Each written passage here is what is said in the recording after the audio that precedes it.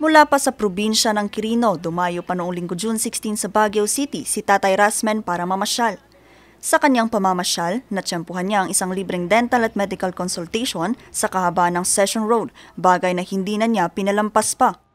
Halos 500 piso raw ang natipid nito kumpara sa mga pribadong pagamutan.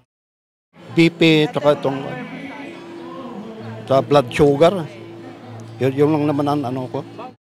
Ganito rin ang 60 anyos na si Tatay William.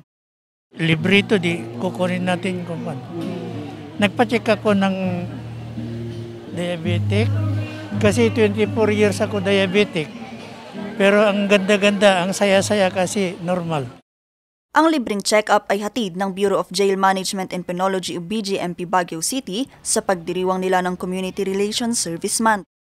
To bring services to the community, magbigay ng advice sa mga legal matters po nila sa kahit na anong iba't ibang kaso sa abot na namin makakaya, ma'am. Parte rin ng kanilang aktibidad ang blood donation drive. Hindi na rin nag-atubiling mag-donate dito si Marian. Sakto yung husband ko kasi meron yung event na inorganize na BJMP. So, sakto umuwi rin ako dito sa Baguio. So, nag-decide na mag-donate dito. Mayroon ding libreng legal advice at libreng notaryo na hindi pinalampas ni Nanay Kath. Humingi ako ng tulong para sa consent ng student permit ng anak ko sa driver's license niya. It is time also to give back to the community who have been very supportive of the Bureau of Jail Management and Penology.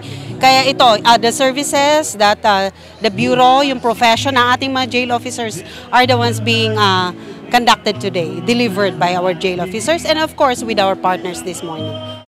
Katuwang ng ahensya rito ang Integrated Bar of the Philippines at ang ahensya ng Red Cross sa Baguio City.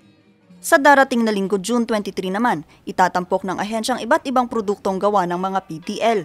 Mayroon ding mini concert, cultural presentation at book reading sa mga bata sa Sunday pedestrianization ng Session Road. And happy CRS Month! Vanessa Bugtong para sa Luzon Headlines.